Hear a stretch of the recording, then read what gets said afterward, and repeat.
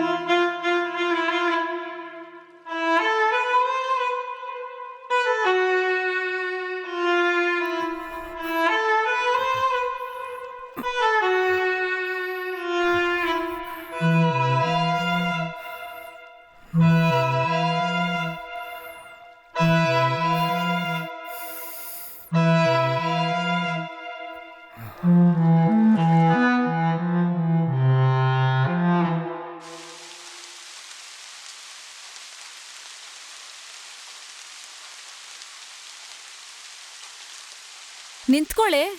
ವಯ್ಯಾರವಾಗಿ ಎಲ್ಲ ಹೋಗ್ತಾ ಇದ್ಯಾ? ನಿನಗೆ ಹೇಳಿದೀನಿ ತಾನೇ ಹಿಂಗೆಲ್ಲ ಮಾಡ್ಬಾರ್ದಂತ. ಅಡಿಗೆ ಎಲ್ಲ ಮಾಡಿ ಮುಗಿಸ್ಬಿಟ್ಟಾ? ನಾನೋಗಿ ನೋಡ್ತೀನಿ ಇರು.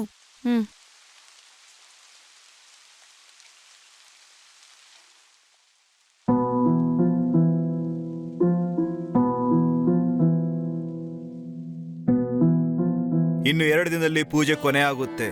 ಪೂಜೆಯ ಕಡೆಯ ದಿನದಲ್ಲಿ ಆ ವ್ಯಕ್ತಿ ಪೂಜೆ ಮಾಡೋ ಸಮಯದಲ್ಲಿ ಅಲ್ಲಿಗೆ ಬರ್ತಾನೆ. ನಿನ್ನ ದೇಹದ ಸೌಂದರ್ಯವನ್ನ ಅವನ ಮುಂದೆ ಪ್ರದರ್ಶಿಸು. ಆಗಲೇ ಆ ವ್ಯಕ್ತಿ ನಿನಗೆ ವಶೀಕರಣವಾಗುವುದು. ಸರಿ ಸ್ವಾಮಿ, ನಾನು ಹಾಗೆ ಮಾಡ್ತೀನಿ.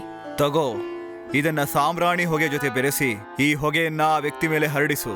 ಒಂದು ಹೆಣ್ಣು ಹೆಜ್ಜೆ ಇಟ್ರೆ ಅದು ಭೂಮಿಗೂ ಗೊತ್ತಾಗಬಾರದು. ಮುಖ ಚಂದ್ರನಂತೆ, ಕಣ್ಣುಗಳು ಕಡಲಿನಂತೆ. ಈ ಹೊಗೆ ಅವನತ್ರ ಹೋದ್ರೆ ಅವನೇ ಬಂದು ನಿನ್ನ ಸೌಂದರ್ಯಕ್ಕೆ ಮಾರು ಹೋಗ್ತಾನೆ.